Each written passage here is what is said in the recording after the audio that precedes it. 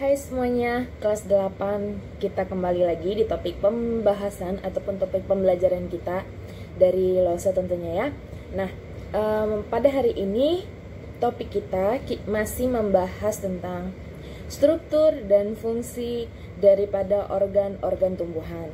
Jadi kita kayak sedikit kilas review sebelumnya. Kita udah bahas ya kan tentang apa struktur dan fungsi dari akar, kemudian yang kedua apa fungsi dan struktur dari batang, kemudian akar juga, dan yang keempat adalah tentang bunga, ya kan? Struktur dan fungsi daripada bunga. Nah, untuk bunga sendiri sebenarnya itu minggu yang lalu kan sudah kamu kerjakan tuh, Lausa kasih dalam bentuk tugas.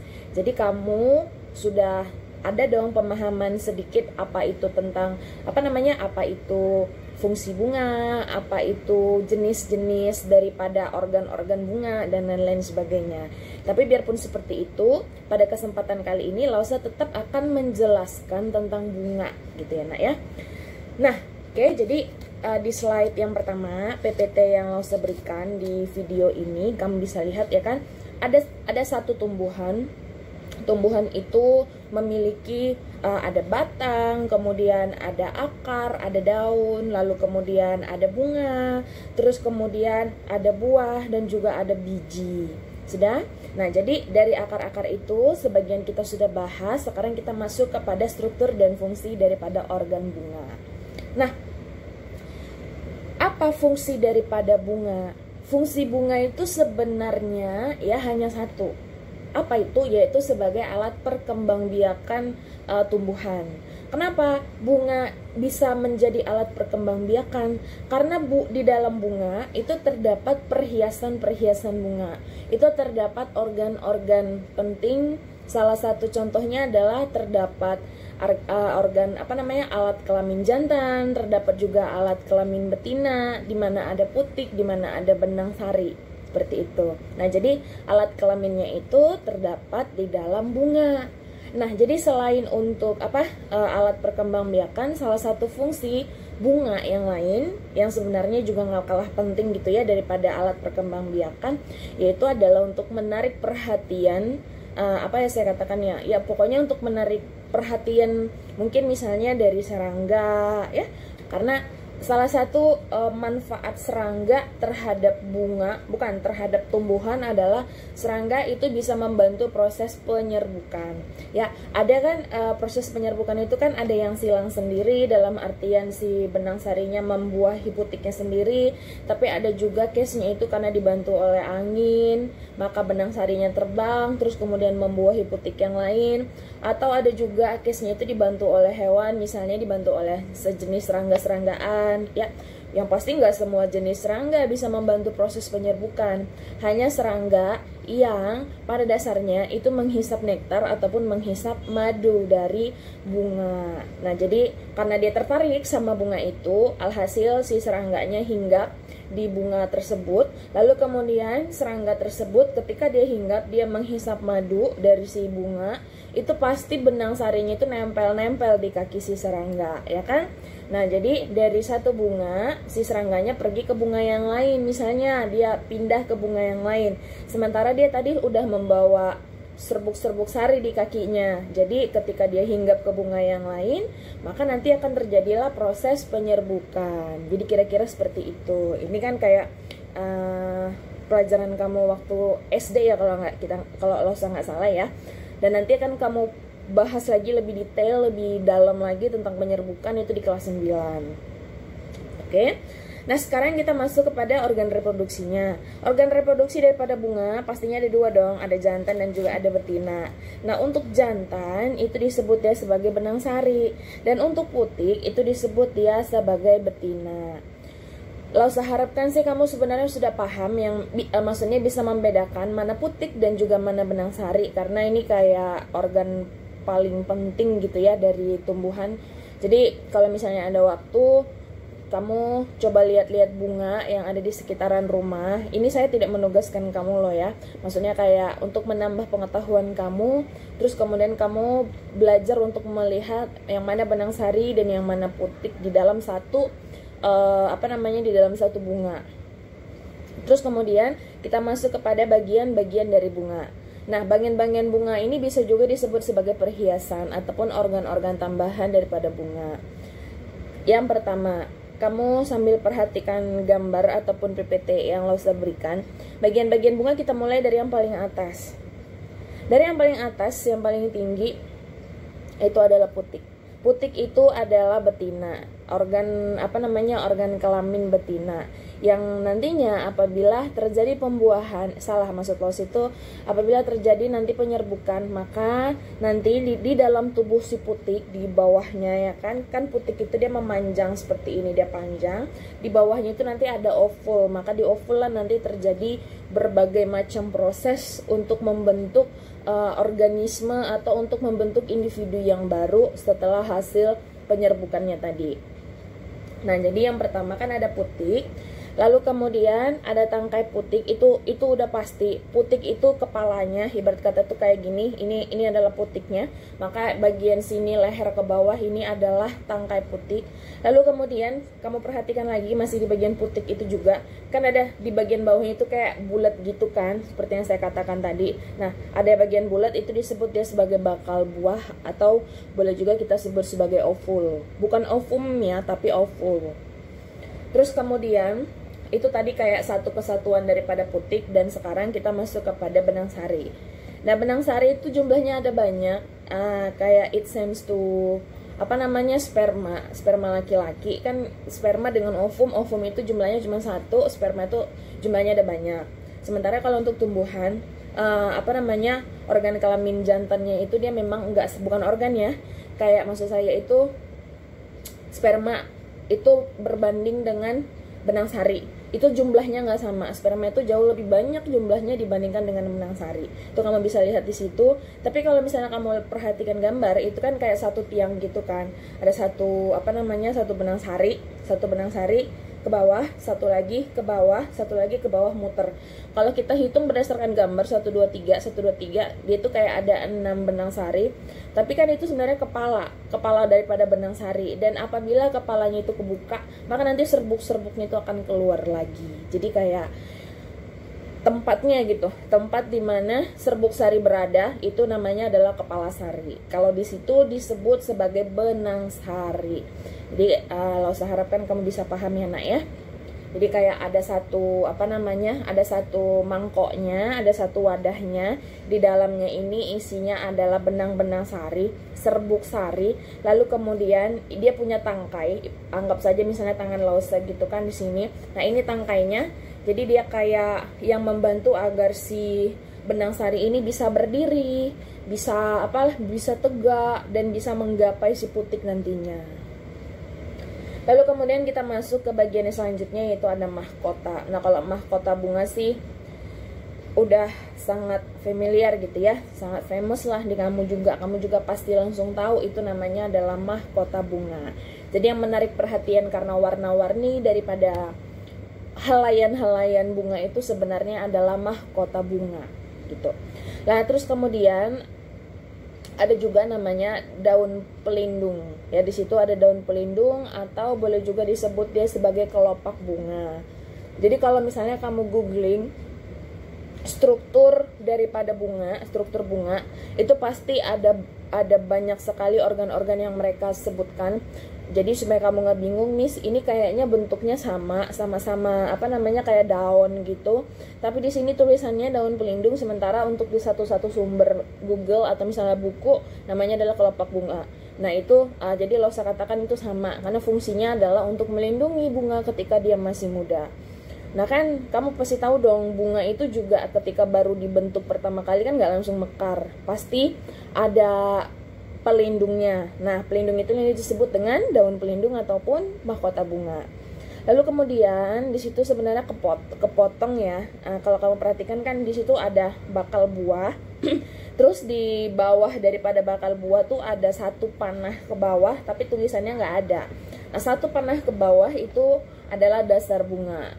Itu maksudnya kayak tempat, ini dasarnya, tempat untuk si bunga itu bukan bunga ya, tempat untuk si putik itu menempel di menempel di mana yang saya katakan ya, di struktur bunga. Jadi kayak bunga itu ya satu kayak gini, tapi di dalamnya kan ada banyak perhiasan, ada banyak organ-organ, terutama organ pentingnya itu adalah putik. Nah, jadi putik ibarat kata itu seperti ini bunga, maka di tengah-tengah sininya adalah dasarnya. Nah, di sini dasarnya, nanti dari sini tuh keluarlah putiknya ke atas. Kira-kira seperti ini. Nah, ini yang disebut dia sebagai mahkota bunganya. Terus kemudian kalau ada keluar dari sini, daunnya tadi ini disebut dia sebagai kelopak bunga. Bisa ya? Jadi lo harapkan untuk struktur dan fungsi bunga kamu udah paham. Dan sekarang kita masuk kepada jenis-jenis bunga. Bunga itu pada dasarnya bisa kita bedakan menjadi dua types gitu. Types yang pertama adalah bunga lengkap, complete flower, dan yang kemudian yang kedua ada dia itu kayak incomplete flower, atau dengan kata lain bunga tidak lengkap. Maksud daripada bunga lengkap dan bunga tidak lengkapnya ini adalah dalam satu bunga kalau terdapat putik dan benang sari serta serta beberapa perhiasan lainnya, ini terdapat dalam satu bunga loh. Itu disebut dia sebagai complete flower ataupun bunga lengkap. Tapi ada juga kalanya satu bunga dia tuh hanya punya putik aja. Ada satu bunga dia hanya punya jantan aja. Jadi disebutlah dia sebagai incomplete flower, atau secara spesifik itu disebut sebagai bunga jantan dan bunga betina. Kenapa disebut bunga jantan? Karena dia hanya punya benang sari. Kenapa disebut sebagai bunga betina? Karena dia hanya punya putik. Seperti itu ya. Jadi supaya lebih paham lagi, di sini adalah saya berikan beberapa contoh bunga. Sebenarnya ada banyak banget gitu contohnya, tapi ini sebagai sampelnya aja ada 5. Yang pertama untuk contoh-contoh bunga lengkap. Nah, yang pertama itu ada bunga anggrek. Ya, anggrek, siapa sih yang gak kenal anggrek? Kamu sendiri saya yakin juga mungkin di rumahnya itu ada berbagai varian daripada bunga anggrek ya kan? Dan bunga anggrek itu masuk dalam kategori bunga lengkap. Jadi di dalam satu bunga itu terdapat 2 alat kelamin. Kemudian di sampingnya ada kaktus. Ayo, siapa yang pernah melihat kaktus itu punya bunga? Kan kalau kaktus sintesis ya, kaktus sintesis yang zaman sekarang itu udah hampir sedikit yang yang ketika dewasa itu nanti dia akan menghasilkan bunga. Kenapa? Karena gennya itu atau saya katakan ya, DNA-nya itu sudah diubah-ubah gitu, sudah diubah-ubah oleh orang saya katakan ya, oleh orang ahli genetika atau saintis. Kenapa diubah? Karena sebenarnya kaktus ini bukan tanaman asli Indonesia. Bukan Indonesia maksud saya ya. Justru kaktus ini adanya itu di tanah tandus, adanya itu di tanah kering. Contohnya di mana? Di Afrika. Ya pokoknya di gurun-gurun savana sana gitu. Di Indonesia kan nggak terdapat gurun, jadi seharusnya kaktus ini nggak ada gitu. Tapi kenapa bisa ada? Sintetis namanya, buatan. Jadi ini tuh kaktus buatan. Nah, biasanya kalau kaktus buatan itu ada nanti yang ketika dewasa dia sudah berbunga, dan ada juga nanti yang memang didesain dibuat tumbuhannya itu gennya itu tidak berbunga. Jadi dia itu kayak langsung batang-batang aja. Karena kan kaktus-kaktus di rumah itu tujuannya adalah sebagai bunga hias aja. Lanjut, kemudian yang ketiga ke samping sininya itu ada bunga kopi. Nah, untuk bunga kopi, jujur Lose sendiri pun tidak pernah secara langsung melihat bunga kopi, tapi saya pernah lihat pohon kopi. Cuma pohon kopi yang saya lihat itu belum berbunga gitu. Jadi kita sama gitu kan, siapa tahu kamu pernah lihat bunga kopi bagus gitu. Ternyata kopi juga ada bunganya. Dan bunga kopi itu beberapa tahun ini tuh bunganya ya, itu sudah diekstrak oleh manusia dan dijadikan teh. Cuma saya sendiri tidak pernah mencoba gitu. Misalnya kayak orang kalau ngeteh itu kan biasanya pakai teh sariwangi, teh teh hijau, teh hitam, teh merah, teh apalah kayak gitu. Nah, ini sekarang ada varian terbaru yaitu dari bunga kopi. Dengar-dengar orang sih katanya enak juga gitu. Lanjut, kemudian ada bunga bougainville. Bunga bougainville itu kan sama aja kayak bunga kertas. Kalau di saya tuh taunya bunga kertas gitu ya. Ya, kenapa dibilang bunga kertas? Karena ketika disentuh memang layaknya itu bukan layak rasanya seperti memegang kertas. Tipis sekali bunga bougainville ini, dan ini juga sangat famous ya di di lingkungan kita sehari-hari. Lanjut, di sampingnya yang kelima ada bunga mawar, dan bunga mawar ini juga masuk dalam kategori bunga lengkap. Itu dia tadi contoh-contohnya. Lanjut kemudian yang kedua, maksudnya adalah bagian part yang kedua itu adalah contoh-contoh bunga dari yang tidak lengkap ataupun incomplete flower. Nah, untuk yang contoh bunga tidak lengkap ini yang pertama ada bunga jagung. Nah, ternyata jagung juga berbunga gitu. Jadi untuk jagung juga bunganya itu nanti masuk dalam kategori bunga jantan ataupun bunga betina, karena bunganya itu hanya memiliki satu organ-organ aja. Sekali lagi lo ulangi, apabila satu bunga itu hanya memiliki alat kelamin jantan, misalnya benang sari, maka bunganya disebut sebagai bunga jantan.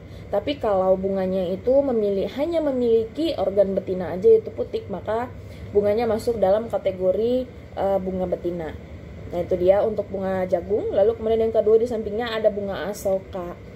Nah, bunga asoka ini jujur lo nggak tahu kamu pernah lihat atau enggak, tapi untuk bunga asoka ini saya sendiri ketika masih kecil ya, seperti kamu gitu. Dan lo saya kan sebenarnya saya itu aslinya bukan orang Jakarta, saya perantau, saya berasal dari Sumatera. Jadi di Sumatera ini bunganya sangat banyak gitu. Maksud saya itu kalau di Jakarta kan udah perumahan, udah bangunan semua dan sangat susah untuk mencari bunga asoka ini. Tapi kalau di daerah saya itu mencari bunga asoka sangat gampang gitu. Nah, jadi ketika saya masih kecil dulu bunga asoka ini gitu, saya nggak tahu ini maksudnya sudah dari zaman kapan, tapi ketika saya masih sekecil kamu dulu, ketika pulang sekolah bersama dengan teman-teman atau misalnya yang lain-lain, kita lihat ada bunga asoka, itu bunganya kita petik langsung satu gitu. Maksudnya bukan satu biji. Kalau kamu perhatikan bunga asoka itu kayak kumpulan gitu. Nah, jadi itu kita patahkan dari cabang rantingnya, patah jadi dapat satu bunganya. Nah, terus habis itu nanti dari bunganya itu bisa ada nanti yang bisa ditarik ke atas. Jadi kayak apa ya saya katakannya? Putiknya itu dia punya penutup khusus untuk bunga asoka ini. Jadi penutupnya ditarik, terus kemudian ketika ditarik nanti akan kelihatan berair-air. Yang ditarik itu tipis sekali berair-air. Dan itu nanti air-airnya itu akan kami masukkan ke dalam mulut, terus kami kami hisap, kami jilat gitu. Nah, itu rasanya manis sekali. Jadi bunga asoka ini adalah salah satu tanaman yang sangat digemari oleh serangga-seranggaan, karena bunga asoka banyak sekali banyak sekali istilahnya menyimpan nektar ataupun menyimpan madu.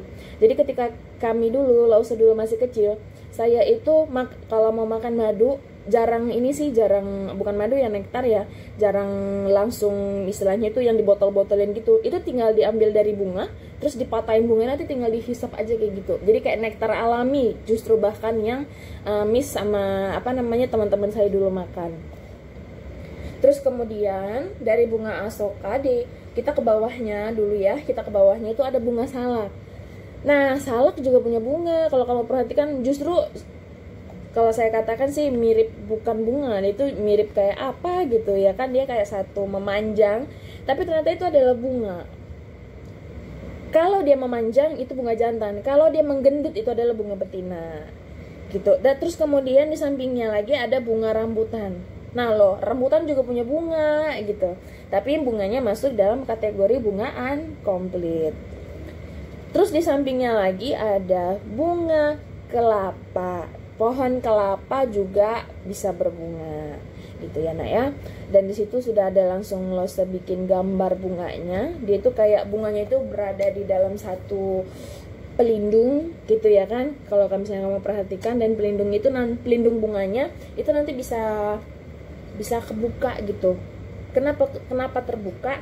Ya terbuka kalau bunganya sudah dewasa, sudah siap untuk bereproduksi. So ibarat kata itu sama kayak teenager, sama seperti kamu, anak remaja gitu kan. Ketika masih remaja kan masih muda, masih apalagi saya katakannya, masih muda, masih organ reproduksinya itu belum matang, belum dewasa, jadi belum bisa untuk bereproduksi. Nah, ketika dia sudah dewasa, maka nanti bunga kelapanya ini pun akan membuka dari katupnya, dari pelindungnya itu. Supaya apa? Supaya benang sari itu bisa melakukan penyerbukan terhadap putik. Tujuannya apa? Ya supaya kelapa ini bisa melakukan terus reproduksinya, bisa memperbanyak populasi daripada kelapa. Oke, jadi itu dia untuk struktur dan fungsi bunga. Lalu sekarang kita masuk kepada struktur dan fungsi daripada buah dan biji. Jadi untuk buah dan biji di sini Lausa menjelaskan kepada kalian itu langsung satu paket gitu, maksudnya ya satu kesatuan gitu ya nak ya. Yang pertama kamu perhatikan tomat, di situ kan ada kelihatan banget tomat gitu ya. Nah terus di samping tomat itu ada yang warnanya kuning ya kan.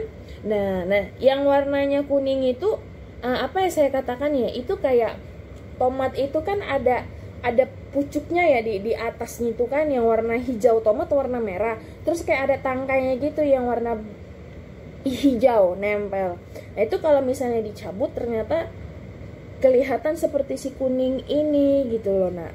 Jadi kayak apa ya, ada ovari, ada ovulsnya, ada petalsnya, kemudian ada stamennya, terus kemudian juga ada stigmanya gitu ya. Stigma itu maksudnya tangkai daripada putiknya itu yang dia terus masuk ke dalam buahnya.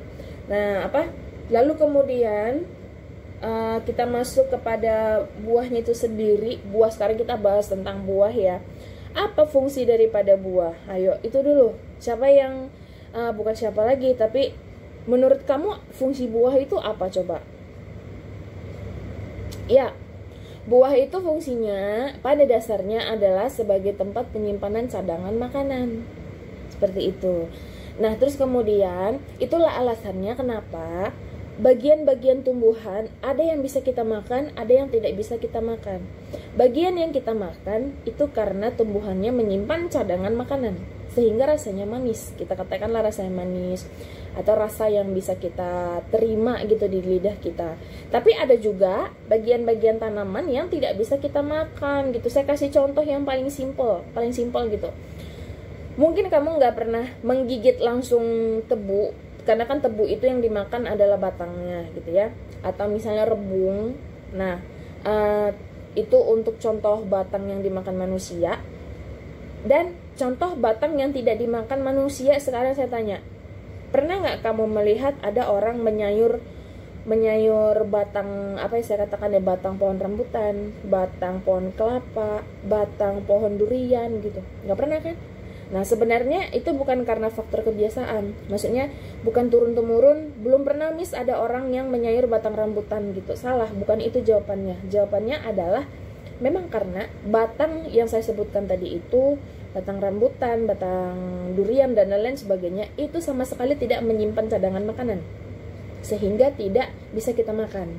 Tapi yang kita makan, contohnya tebu dan juga rebung dari bambu yang saya katakan tadi, itu memang karena batangnya menyimpan cadangan makanan sehingga kita sebagai manusia itu bisa memakannya.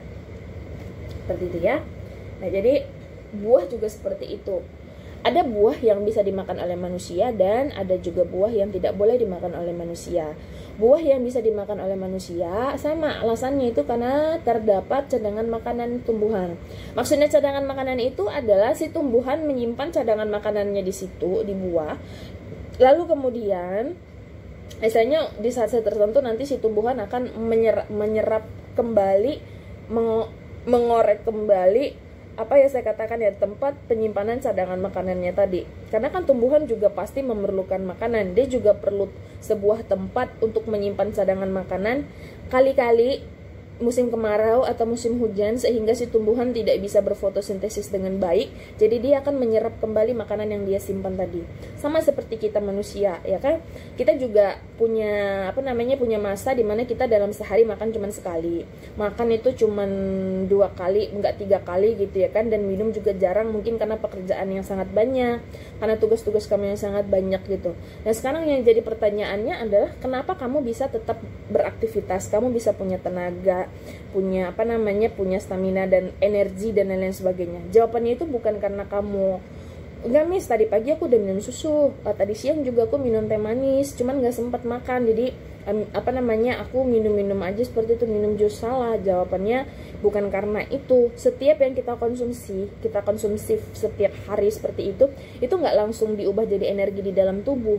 Jadi pada saat kamu minum teh manis, pada saat kita minum jus dan lain sebagainya, itu sekitar 4 jam 5 jam lagi nanti baru diolah oleh tubuh kita.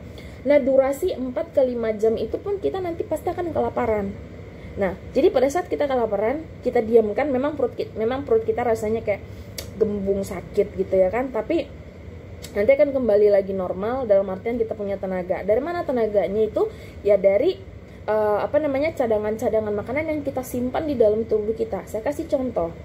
Ada orang yang lengannya itu tebal di sini ya kan, tebal atau apa sih istilahnya, gede. Nah, contoh misalnya kayak Lose sendiri nih gitu, biarpun gak gede-gede amat gitu kan, tapi kayak ada gelambirnya. Nah, kenapa bisa seperti ini? Karena tubuh saya menyimpan cadangan makanan tuh di sini gitu. Terus kemudian ada juga orang yang pipinya itu cabi, ya kan, cabi. Nah, disimpan di situ cadangan makanannya. Terus kemudian ada juga orang yang di perutnya itu kayak gede ke depan gitu kan. Nah, gede ke depan, buncit ya istilahnya. Itu kenapa? Karena tubuh menyimpan energinya itu di perutnya itu. Ya, jadi seperti itu. Tubuh kita pun pada saat kita kelaparan, maka nanti tempat-tempat penyimpanan makanan yang dilakukan oleh tubuh kita itu nanti akan diserap secara perlahan dan kemudian akan diolah menjadi energi. Itulah fungsi buah sebenarnya untuk tumbuhan. Lalu kemudian untuk biji, apa fungsi biji bagi tumbuhan? Ya kan, biji itu fungsinya yang pertama ada juga untuk tempat menyimpan cadangan makanan.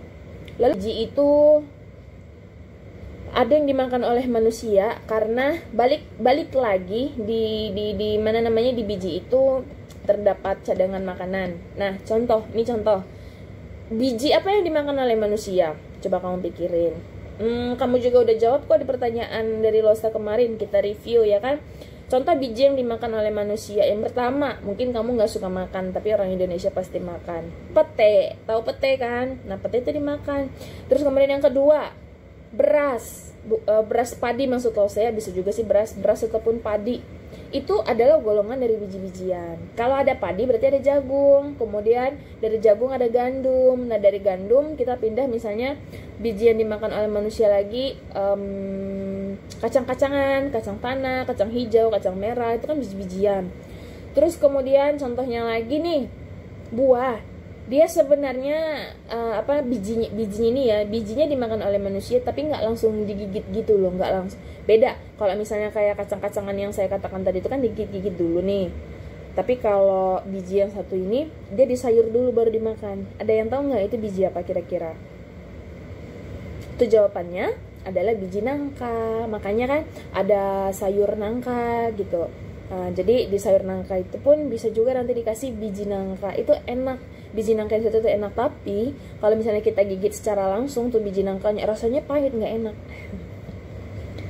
Oke, jadi itu dia tadi untuk buah dan juga biji. Sesimpel itu memang, karena kita hanya membahas fungsinya apa. Terus kemudian kamu juga harus tahu ada buah yang punya biji dan ada juga buah yang tidak punya biji. Tapi kebanyakan sih sebenarnya buah dan biji itu satu kesatuan, seperti ya.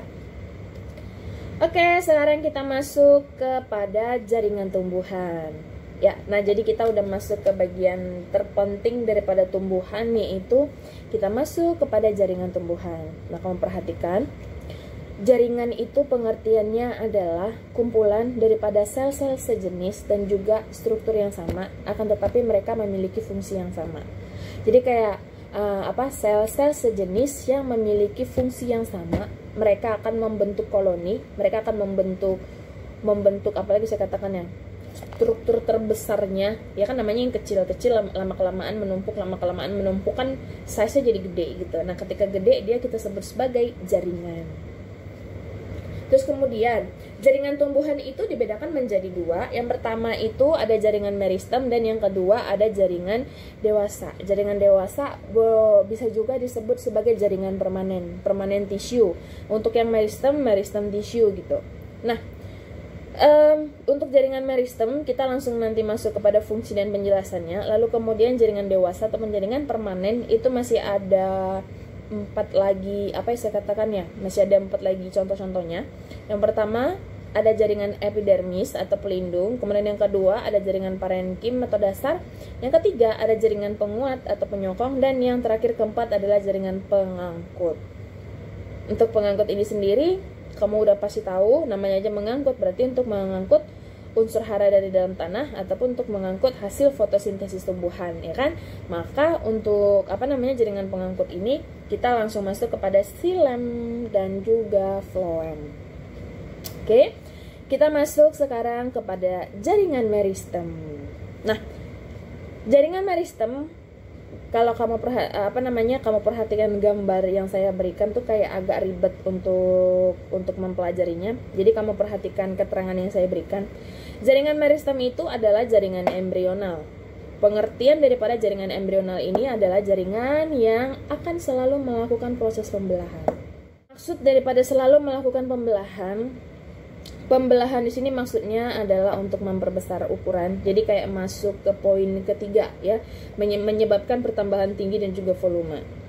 Kalau di tumbuhan itu bisa bertumbuh dan berkembang dalam artian itu ukurannya bertambah tinggi dan juga diameternya menjadi lebih besar daripada sebelumnya, itu karena efek dari aktivitas pembelahan. Pembelahan itu maksudnya simple. Ada satu sel, ini kita berbicara tentang sel. Misalnya nih, ada satu sel, selnya bulat seperti ini, terus dia dibelah. Belah itu langsung aja dipotong.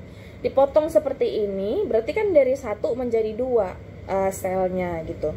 Dan memang seperti itu gitu. Jadi ada satu sel dibelah menjadi 2, terus yang 2 itu dibelah lagi jadi berapa? 4. Yang 4 tadi dibelah lagi jadi berapa? Ya tinggal kali-kali 2, 4, 8, 16, 32 dan lain-lain sebagainya. Nah, jadi akibat dari terus proses yang saya sebutkan tadi itu, proses pembelahan itu akan mengakibatkan si tumbuhan akan bertambah tinggi dan juga akan bertambah lebar. Nah, jadi itu dia tadi untuk untuk jaringan meristem ya. Memang itulah dia yang pertama. Jaringan meristem itu adalah jaringan embrional, di mana dia itu adalah jaringan yang akan selalu melakukan proses pembelahan. Untuk pembelahannya Lause udah jelasin tadi bagaimana caranya. Lalu kemudian yang kedua, jaringan meristem ini disebut juga sebagai jaringan muda. Alasannya karena meristem ini memang hanya terdapat pada tumbuhan yang masih muda. Jadi ketika tanaman atau tumbuhan itu sudah mulai dewasa, maka nanti meristemnya akan berubah menjadi jaringan dewasa ataupun jaringan permanen. Kita lanjut, yang ketiga, menyebabkan pertambahan tinggi dan volume pada tumbuhan. Kemudian yang keempat, di mana letak daripada meristem? Letak meristem itu ada di ujung-ujung. Ujung apa? Ada di ujung akar, ada juga di ujung batang, kayak gitu ya. Nah, jadi sambil kamu perhatikan gambarnya, untuk meristem sendiri yang ada di gambar itu maksudnya letak-letaknya gitu ya. Jadi hasil daripada perkembangan meristem ini nanti akan membuat ada yang namanya itu daerah cleavage, kemudian ada daerah elongasi, dan juga nanti ada daerah diferensiasi. Tapi kita kalau sendiri tidak memperdalam gambar yang saya berikan itu. Just untuk kamu pahami aja, kamu tahu. Yang penting kamu tahu meristem itu fungsinya apa, adanya di mana. Oke, kita masuk sekarang kepada jaringan dewasa ataupun jaringan permanen. Nah, untuk jaringan permanen tadi kan ada 4 contohnya. Yang pertama yang kita bahas di sini adalah jaringan epidermis dulu. Jaringan epidermis ini adalah jaringan pelindung seperti yang sebelumnya sudah saya kasih tahu gitu ya kan. Nah, namanya aja jaringan pelindung. Jadi fungsinya apa? Kamu lihat poin pertama gitu ya. Poin pertama fungsinya adalah untuk melindungi jaringan yang ada di bawahnya. Jadi dia jaringan dan di bawahnya itu masih ada beberapa jaringan lagi. Itu di bawahnya ada jaringan-jaringan. Jadi fungsi daripada si epidermis ini adalah untuk melindungi jaringan yang ada di bawahnya. Kemudian jaringan epidermis ini mengalami modifikasi berdasarkan kebutuhan tumbuhan. Maksudnya bagaimana? fungsinya untuk melindungi, tetapi melindungi di sini maksudnya bukan berarti melindungi yang kayak gimana gitu.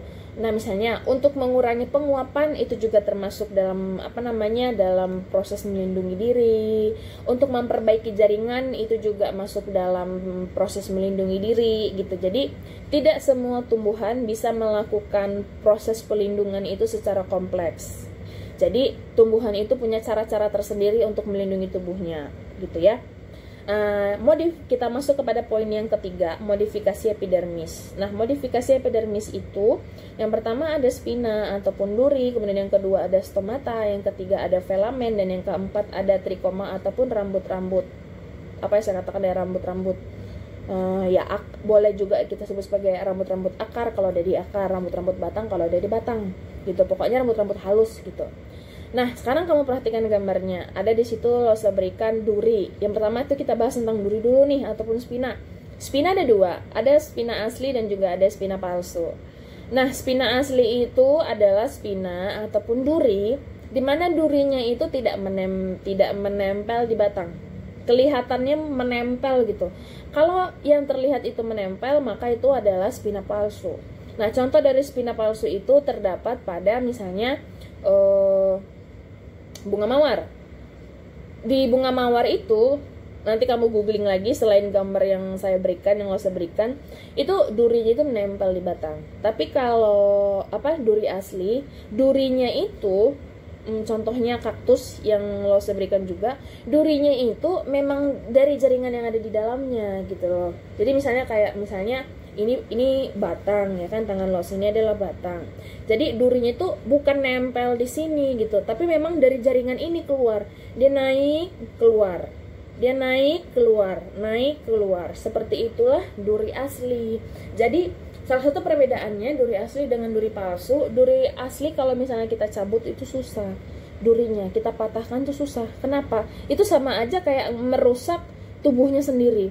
Tapi kalau bunga mawar atau sejenis bunga mawar itu ketika kita cabut nanti durinya, ya udah patah aja langsung gitu. Kenapa bisa seperti itu? Ya memang kan, ya jawabannya karena durinya nggak asli, tidak asli dari jaringan gitu, dia nempel. Tapi meskipun terdapat perbedaan asli dan juga palsu, tetap saja fungsi daripada duri ini adalah untuk melindungi dirinya sendiri terhadap serangan dari luar. Misalnya serangan dari serangga-serangga gitu ya kan, atau mungkin serangan dari kita manusia juga gitu. Nah, ada kok orang yang dia udah sering untuk memetik bunga mawar, tapi tetap aja nanti kadang-kadang tangannya itu bagian sininya misalnya sobek akibat terkena dari duri si bunga mawar. Kita lanjut yang kedua, ada stomata. Nah, stomata kamu udah tahu pasti apa ya kan? Stomata itu kan disebut juga sebagai mulut daun tuh. Fungsinya adalah untuk tempat pertukaran gas. Nah, coba kamu bayangkan, tempat pertukaran gas. Seandainya stomata ini tidak bisa menutup tepat waktu, pasti si tumbuhannya akan kekurangan udara. Pasti si tumbuhannya akan terus-terusan melakukan evaporasi. Kamu tahu kan evaporasi, penguapan gitu. Nah, itulah fungsi daripada stomata. Jadi kayak membantu proses keluar masuknya udara dari dalam tubuh si tumbuhan. Kita masuk, ada filamen. Nah, untuk filamen ada juga gambarnya, kamu perhatikan. Nah, itu sengaja saya ambil gantung-gantung gitu, karena filamen itu sama juga pengertiannya seperti akar gantung. Nah, kenapa akar gantung ini masuk dalam kategori jaringan epidermis yang termodifikasi? Karena salah satu fungsi daripada akar gantung adalah untuk bernafas, ya kan? Jadi dia itu bernafasnya bukan di dalam tanah kan, tetapi bernafasnya ya kayak kita gitu, di udara bebas. Nah, kalau si anggrek ini tidak punya akar menggantung yang bisa menyerap udara bebas layaknya kita manusia ataupun hewan lainnya misalnya, maka si anggrek ini akan mati gitu. Itu maksudnya. Terus kemudian ada juga trikoma ataupun rambut-rambut halus. Nah, untuk trikoma ataupun rambut-rambut halus ini itu ada yang terdapat di daun, ada yang terdapat di batang, di akar, pokoknya di organ-organ tertentu gitu. Dan biasanya kadang-kadang kalau misalnya nih kamu secara nggak sengaja memetik ya tumbuhan, tapi kamu nggak tahu ada trikomanya di situ. Alhasil apa? Kamu jadi gatal-gatal tangannya misalnya. Nah, jadi akibat akibat kita terkena si trikoma ini, kita bisa gatal-gatal karena itulah bentuk perlindungan daripada trikoma, yaitu dia bulu-bulunya ataupun rambut-rambut yang menempel pada organ tersebut itu bisa menyebabkan kegatalan bagi organisme yang terkena ataupun yang berusaha untuk mengambilnya. Dan kemudian kita masuk yang kedua adalah jaringan parenkim. Nah, yang kedua jaringan parenkim, kamu lihat gambar yang Lausa berikan. Jaringan parenkim itu memang kalau misalnya di mikroskop itu akan terlihat seperti ini gitu ya. Nah, jaringan parenkim itu fungsinya adalah untuk mengisi jaringan tumbuhan. Maksudnya ketebalan daun tumbuhan, ketebalan, pokoknya apa sih volume gitu ya, pokoknya isi gitu. Isi daripada jaringan itu diisi oleh jaringan parenkim juga gitu. Pelindungnya jaringan, isinya juga jaringan.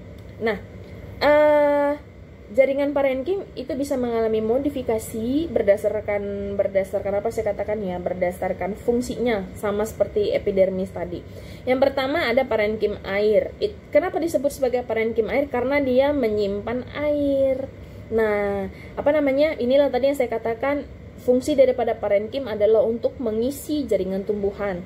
Jadi kalau parenkim air, isinya itu air.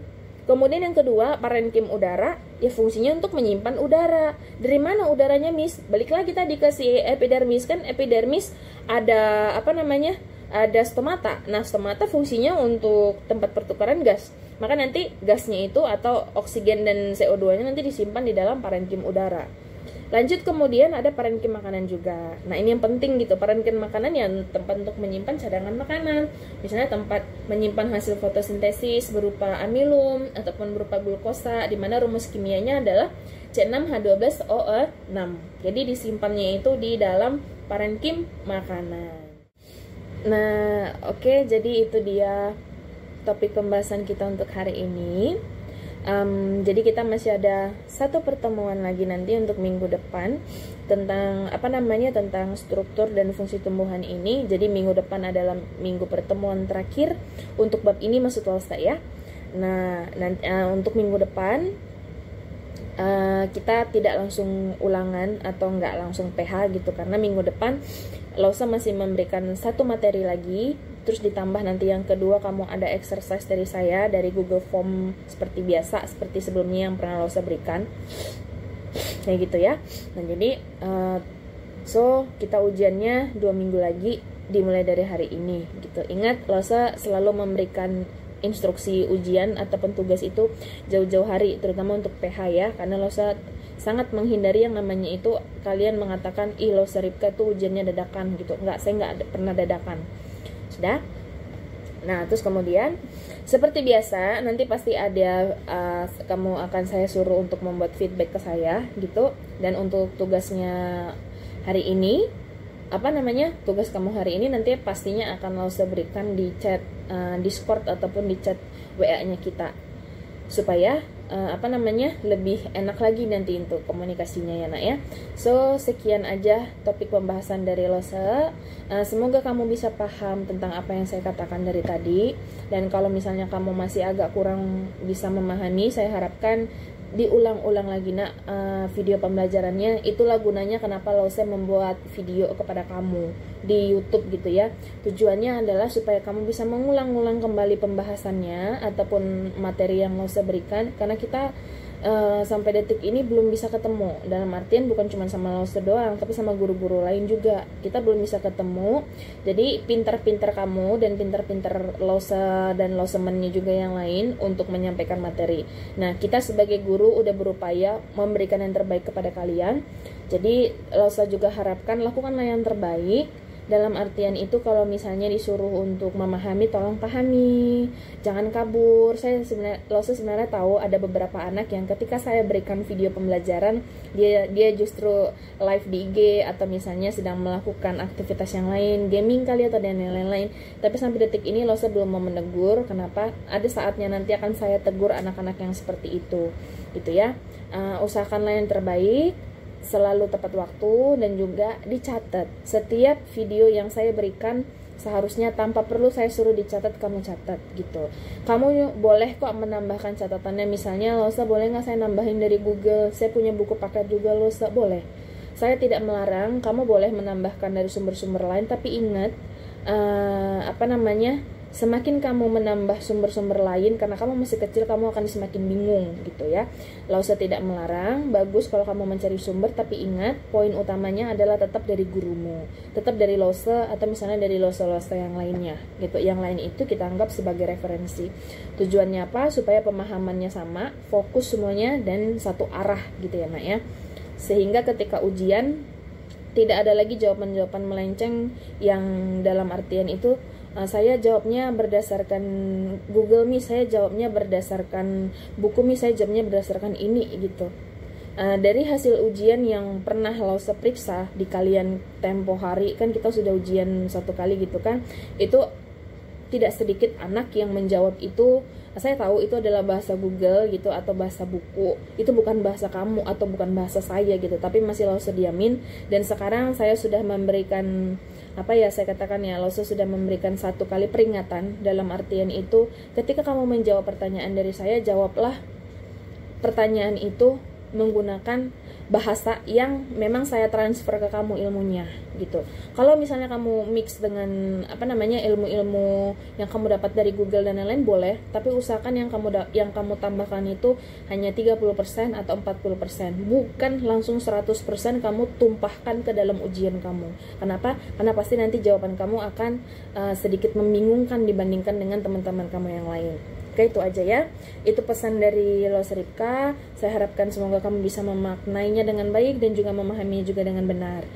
Sekian dan terima kasih video pembelajaran dari Lausa untuk hari ini, dan selamat untuk mengerjakan tugas yang akan saya berikan. Terima kasih dan sampai ketemu di pembahasan kita minggu depan.